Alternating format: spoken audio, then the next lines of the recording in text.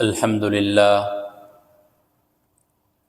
لله وكفى وسلام على عباده الذين اصطفى أما بعد فأعوذ بالله من الشيطان الرجيم بسم الله الرحمن الرحيم قال الله تبارك وتعالى في كلامه المجيد والفرقان الحميد ولا تصعر خدك للناس ولا تمش في الأرض مرحا إن الله لا يحب كل مختال فخور واقصد في مشيك واغضض من صوتك إن أنكر الأصوات لصوت الحمير. وعن عبد الله بن مسعود رضي الله عنه قال قال النبي صلى الله عليه وسلم لا يدخل الجنة من كان في قلبه مثقال ذرة من كبر ولا يدخل النار يعني من كان في قلبه مثقال ذرة من إيمان. قال فقال له رجل إنه يعجبني أن يكون ثوبي حسنا ونعلي حسنا. قال إن الله يحب الجمال ولكن الكبر من بطر الحق وغمص الناس. صدق الله وصدق رسوله النبي الأمي الهاشمي الكريم ونحن على ذلك لمن الشاهدين والشاكرين والحمد لله رب العالمين. اللهم صل على محمد وعلى آل محمد كما صليت على إبراهيم وعلى آل إبراهيم إنك حميد مجيد. اللهم بارك على محمد وعلى آل محمد كما باركت على إبراهيم وعلى آل إبراهيم إنك حميد مجيد. محترم سامعین و سامعات،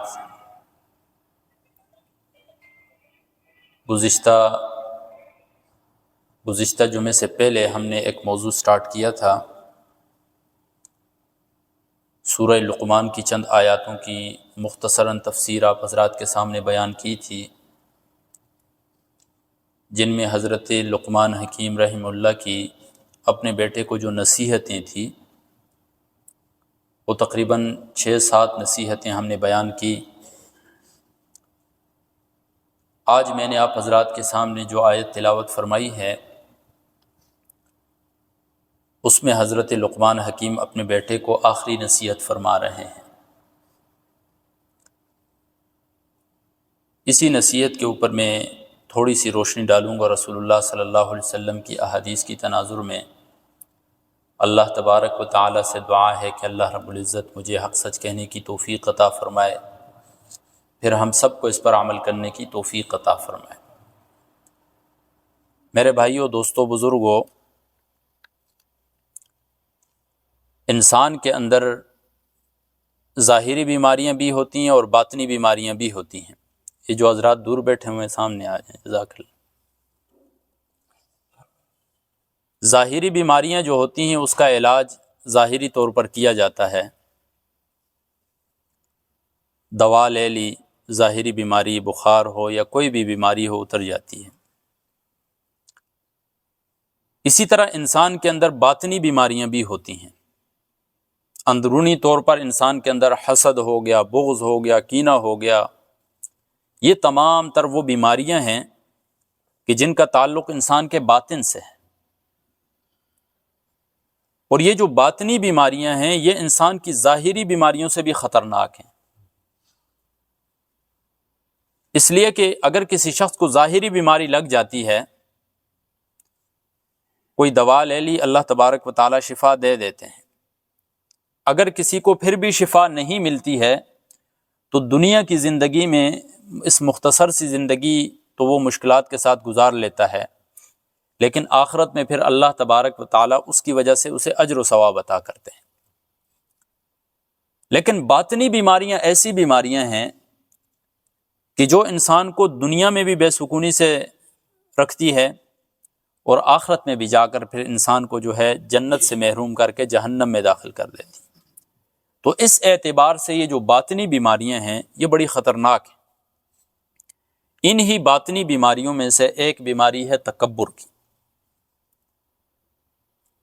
قرآن مجید میں جا بجا اس بیماری کو جو ہے ہائی لائٹ کیا گیا ہے، اس کی مذمت بیان کی گئی ہے۔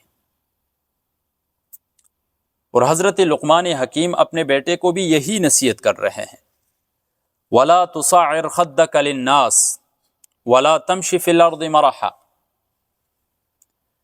لوگوں سے چہرہ پھیر کر بات مت کرو، وَلَا تَمْشِ فِي الْأَرْضِ مَرَحًا، زمین کے اندر اترا کر مت چلو، ان اللہ لا يحب كل مختال فخور، اللہ تعالیٰ فخر کرنے والے اور تکبر کرنے والے سے محبت نہیں کرتے۔ وَاقْصِدْ فِي مَشْيِكَ، اپنی چال کے اندر میانہ روی رکھو۔ وَاغْضُضْ مِنْ صَوْتِكَ، اپنی آواز کو بھی پست رکھو۔ ان انکر الاصوات لصوت الحمیر، اللہ تبارک و تعالیٰ کو جو آوازیں بری لگتی ہیں ان میں سے بدترین آواز جو ہے وہ گدھے کی ہے، کیونکہ اونچی ہوتی ہے آواز، تو اس وجہ سے میرے بیٹے آواز کو پست رکھو۔ اب اس آیت کے اندر حضرت لقمان حکیم اپنے بیٹے کو روحانی بیماری ہے، بات تکبر کی، اس کے حوالے سے بتا رہے ہیں کہ اس بیماری سے اپنے آپ کو بچاؤ۔ قرآن مجید میں جا بجا اس کی مذمت بیان ہوئی ہے۔ سأصرف عن آیاتی الذین یتکبرون فی الارض بغیر الحق، بے شک میں اپنی آیاتوں کو پھیر دوں گا ان لوگوں سے، یتکبرون فی الارض بغیر الحق، جو بغیر کسی حق کے زمین میں تکبر کرتے ہیں۔ وَإِن يَرَوْا كُلَّ آیَةٍ لَا يُؤْمِنُوا بِهَا وَإِن يَرَوْا سَبِيلَ الرُّشْدِ لَا يَتَّخِذُوهُ سَبِيلًا وَإِن يَرَوْا سَبِيلَ الْغَيِّ يَتَّخِذُوهُ سَبِيلًا۔ مفسرین لکھتے ہیں اسی آیت کے تحت جو شخص متکبر ہوتا ہے، تکبر کرتا ہے، اللہ تبارک و تعالیٰ قرآن و حدیث کی فہم اس کے دل سے نکال دیتے ہیں، وہ قرآن کو سمجھ نہیں سکتا ہے۔ وَإِن، اس کے سامنے جب ہدایت کا راستہ آتا ہے، صحیح راستہ آتا ہے، صراط مستقیم کا راستہ آتا ہے، لا يتخذوه سبیلا، اس کو اپنا راستہ نہیں بناتا۔ وَإِن يَرَوْا سَبِيلَ الْغَيِّ يَتَّخِذُوهُ سَبِيلًا، اور جب گمراہی کا راستہ وہ دیکھتا ہے، يَتَّخِذُوهُ سَبِيلًا، اس کو اپنا راستہ بنا لیتا ہے۔ اب اس کو ہدایت کے راستے سے ہٹا کر گمراہی کے راستے پر لگانے والی جو چیز ہے وہ تکبر ہے اس کا۔ یتکبرون فی الارض بغیر الحق، اللہ تبارک و تعالیٰ اسے فہم و فراست چھین لیتے ہیں اس لیے کہ وہ تکبر کرتا ہے۔ ایک اور آیت میں اللہ تبارک و تعالیٰ فرماتے ہیں کذالک یطبع اللہ علی کل قلب متکبر جبار، ہر جابر اور تکبر کرنے والے کے دل پر اللہ تبارک و تعالیٰ مہر لگا دیتے ہیں۔ ان الذین یستکبرون عن عبادتی سیدخلون جہنم داخرین، بے شک میرے بندوں میں سے وہ جو تکبر کرتے ہیں، سیدخلون جہنم داخرین، وہ ہمیشہ ہمیشہ کے لیے جہنم میں داخل ہونے والے۔ کتنی بڑی بڑی وعیدیں جو ہیں وہ متکبر شخص کے لیے اللہ تبارک و تعالیٰ نے قرآن مجید میں بیان فرمائی ہیں۔ رسول اللہ صلی اللہ علیہ وسلم فرماتے ہیں، ابو داود کی روایت ہے، حدیث قدسی ہے، الکبریاء ردائی والعظمت ازاری، کبریائی جو ہے یہ میری چادر ہے اور عظمت جو ہے یہ میرا ازار ہے۔ فمن نازعنی واحدا منہما، جو کوئی شخص مجھ سے میری چادر یا میری عظمت کو چھیننے کی کوشش کرے گا، القیتہ فی جہنم ولا ابالی، میں اسے جہنم میں ڈال دوں گا اور مجھے اس کی کوئی پرواہ نہیں ہے۔ اس کی مثال ایسی ہے کہ کوئی شخص کسی بادشاہ کا جو تخت ہوتا ہے اس پر بیٹھ کر اس کا تاج خود پہن لیتا ہے، تو بادشاہ کو کتنا غصہ چڑھتا ہے کہ یہ تو مجھ سے میرا مرتبہ چھیننا چاہ رہا ہے۔ تو جو شخص تکبر کرتا ہے تو وہ در حقیقت اللہ تبارک و تعالیٰ سے اس کے منصب کے برابر ہونا چاہ رہا ہوتا ہے، کہ جس طرح اللہ تبارک و تعالیٰ اللہ اکبر ہم کہتے ہیں نا، اللہ اکبر، اللہ ہی سب سے بڑا ہے، تو جو شخص تکبر کرتا ہے گویا کہ وہ اس چیز کا انکار کر رہا ہوتا ہے، وہ اپنے آپ کو اللہ تبارک و تعالیٰ کے برابر کرنا چاہ رہا ہوتا ہے۔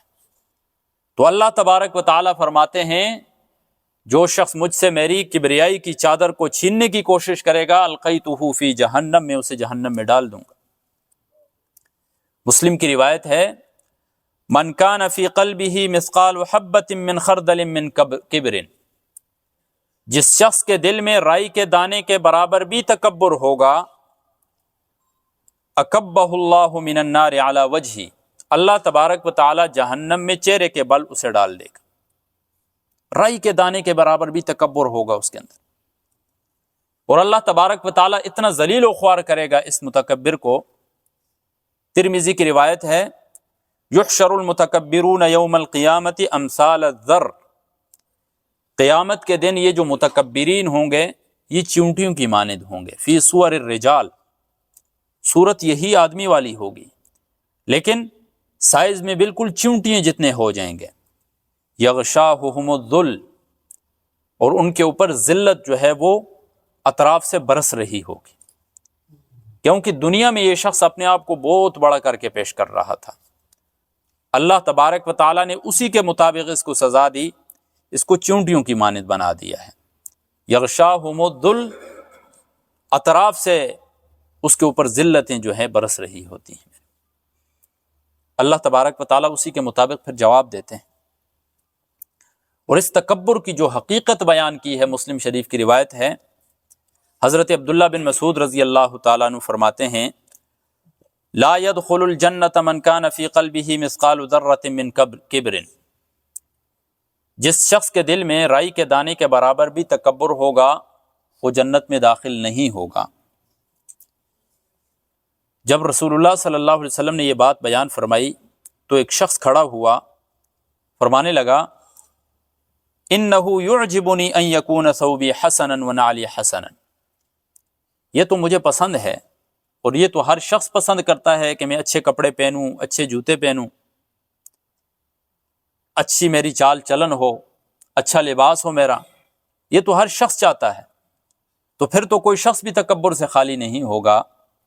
تو رسول اللہ صلی اللہ علیہ وسلم نے فرمایا ان اللہ یحب الجمال، اللہ تبارک و تعالیٰ تو خوبصورتی سے محبت کرتے ہیں، تو خوبصورتی تو انسان کی فطرت میں ہے کہ انسان چاہتا ہے میں اچھا پہنوں، اچھا دکھوں میں، لیکن رسول اللہ صلی اللہ علیہ وسلم نے اس حدیث کے اندر تکبر کی حقیقت کو واضح کیا ہے۔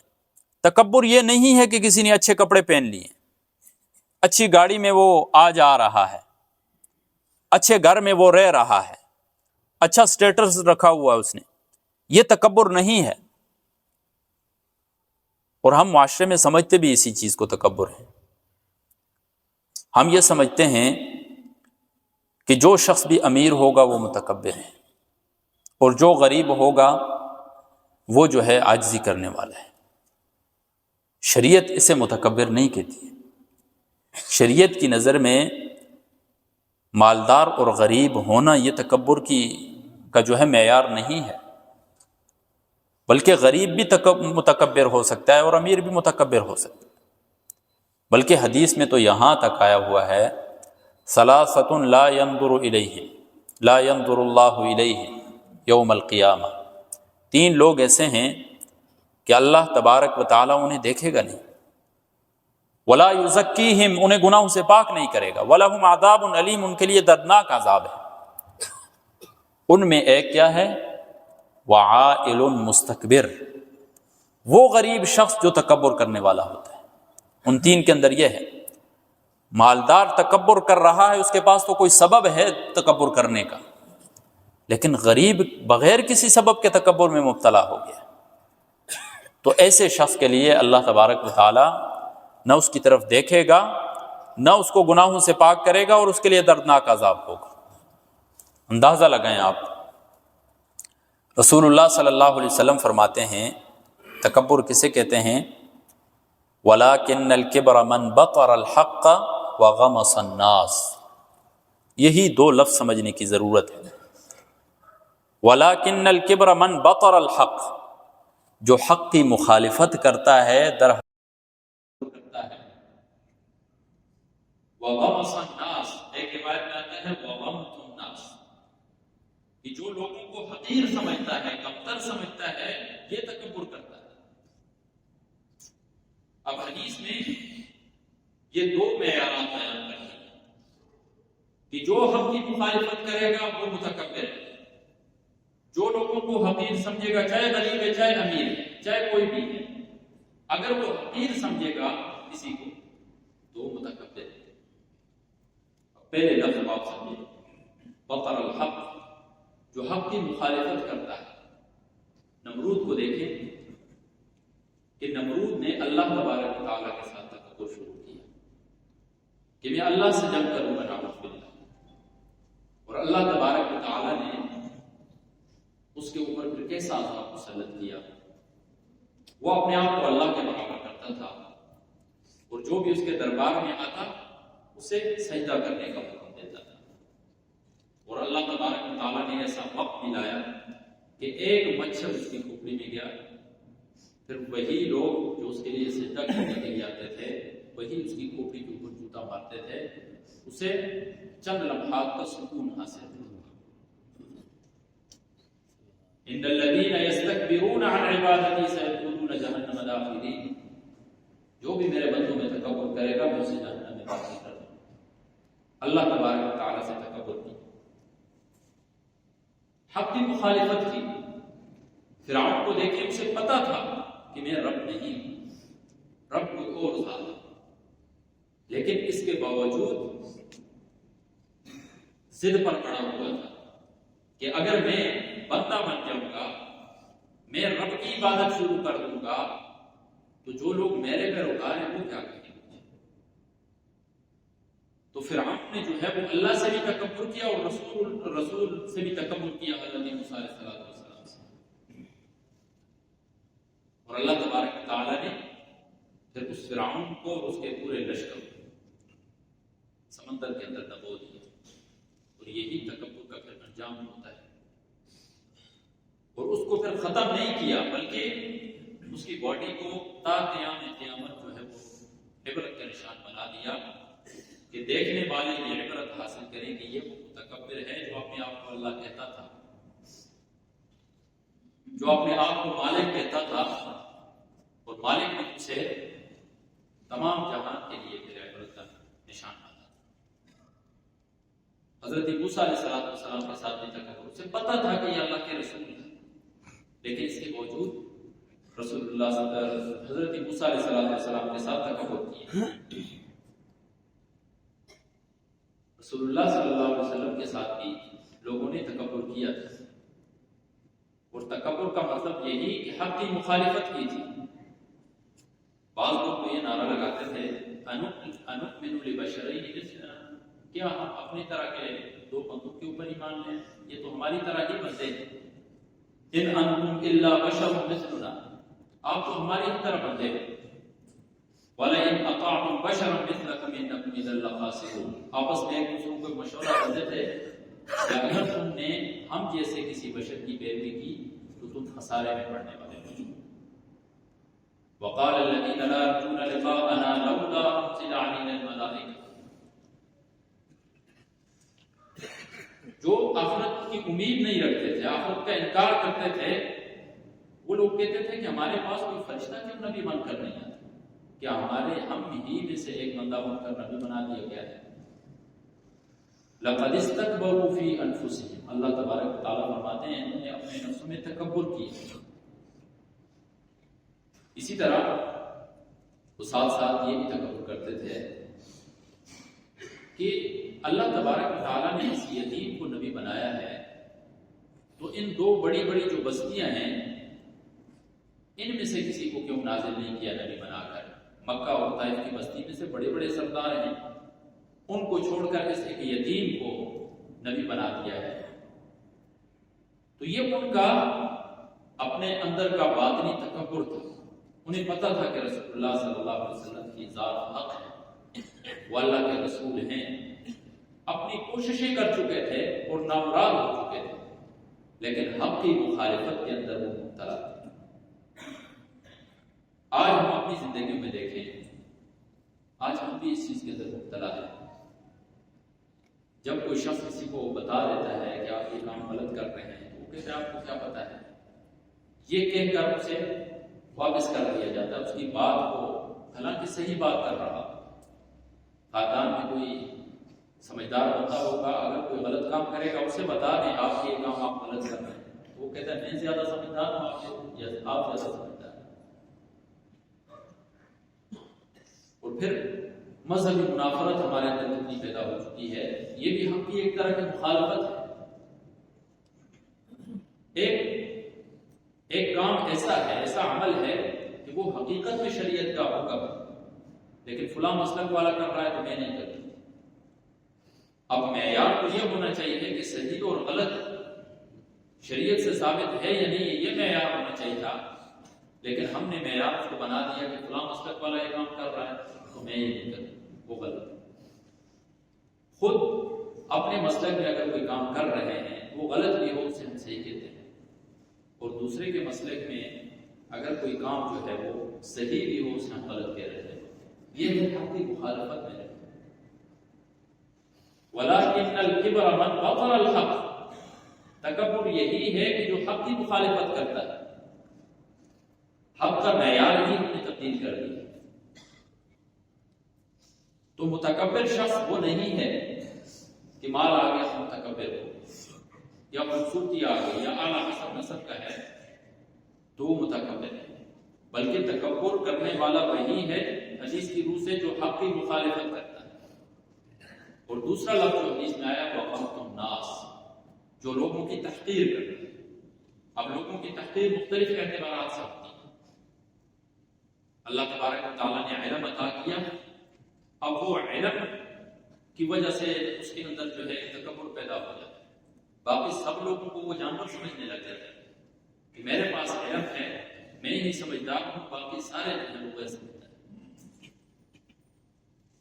اور یہ علم کا تکبر وہ بدترین تکبر ہے کہ جو صرف انسان کی ذات تک نہیں رہتا ہے بلکہ معاشرے میں بھی پھیل جاتا ہے، اور پھر معاشرے میں پھیل کر معاشرے کے اندر بھی فساد پھیلاتا ہے۔ علم کا تکبر، شیطان کو آپ دیکھیں نا کتنا بڑا عالم تھا شیطان۔ حضرت آدم علیہ السلام سے پہلے اسے حسد تھا، اور وہ حسد اس درجے کو پہنچا کہ وہ تکبر میں تبدیل ہو۔ اور اللہ تبارک و تعالیٰ حکم کر رہے ہیں کہ آدم کے سامنے سجدہ کرو، وہ یہ نہیں دیکھ رہا ہے کہ حکم کس کا ہے، وہ یہ دیکھ رہا ہے کہ میں کس کو سجدہ کر رہا ہوں۔ تکبر کے اندر مبتلا ہوا، علم تھا لیکن اسی علم نے اسے تکبر میں مبتلا کر دیا۔ اللہ تبارک و تعالیٰ نے تا قیامت کو مردود کر دی، اور تا قیامت اس کی یہی کوشش ہے کہ میں یا اللہ میں تیرے بندوں کو جو ہے وہ گمراہ کرتا تھا۔ اسی طرح مال کی وجہ سے بھی انسان کے اندر تکبر آ جاتا ہے، مال کی وجہ سے انسان دوسروں کو جو ہے حقیر سمجھنا شروع کر دیتا ہے۔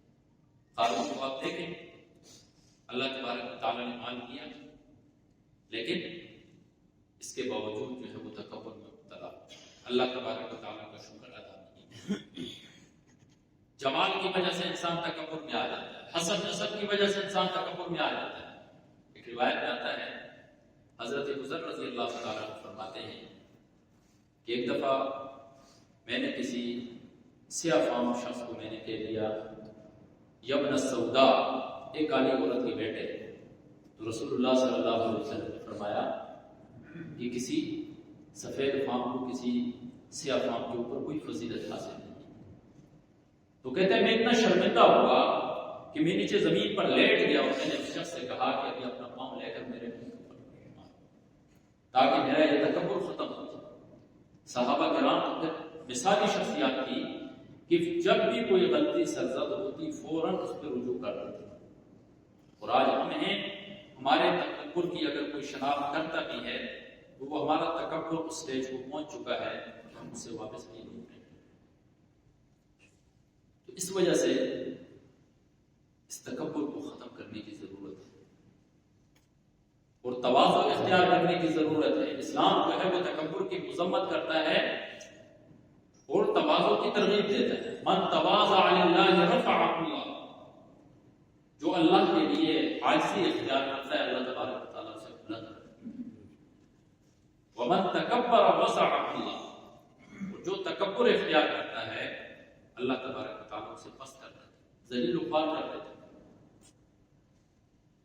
تو تکبر کا سب سے بہترین علاج یہ ہے کہ انسان اپنے اندر غور کرے، اپنے نفس میں غور کرے، میری ابتدا کہاں سے تھی اور کیسے ہوئی، میری پیدائش کیسے ہوئی۔ قرآن مجید اس کی طرف انسان کی توجہ دلاتا ہے۔